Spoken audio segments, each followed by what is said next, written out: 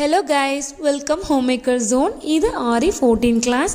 Already நாம 13 class பார்த்துருக்கோம். இந்த கிளாஸ் வச்சு உங்களால் ஆரி ப்ளவுஸ் ஸ்டிச் பண்ணி போட்டுக்கிற முடியும்.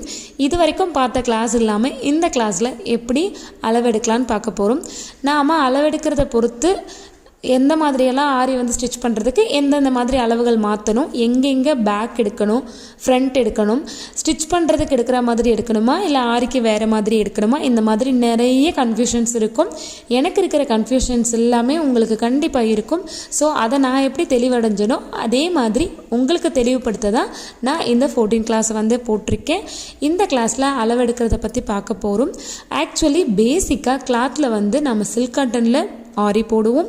அது இல்லாமல் நிறைய பேர் சாரீ கிளாத்லேயே வந்து போட்டுக்கணும்னு நினைப்பீங்க. ஸோ சாரீ கிளாத்தில் எடுத்தோன்னா கரை வரும். எந்த மாதிரி கரையை வந்து யூஸ் பண்ணணும், ப்ளவுஸ்க்கு கைக்கு கரை வரணுமா இல்லை பேக்குக்கும் கரை வரணுமா, அது மாதிரி வரும்போது எந்தெந்த இந்த இடத்துல வச்சு நாம் அளவெடுக்கணும், இந்த மாதிரி டவுட்ஸ் வந்து நிறைய இருக்கும். ஸோ ஷார்ட்ஸில் போடும்போது உங்களுக்கு டவுட் வந்து கிறிஸ்டல் கிளியராக இருக்காது. அதனால் நான் வந்து இந்த அளவு கிளாஸ் நான் லென்த் வீடியோவில் தான் போட போகிறேன். நீங்கள் இந்த லென்த் வீடியோவை ஃபுல்லாக பார்த்து அளவெடுக்க ரொம்ப ஈஸியாக கற்றுக்கலாம்.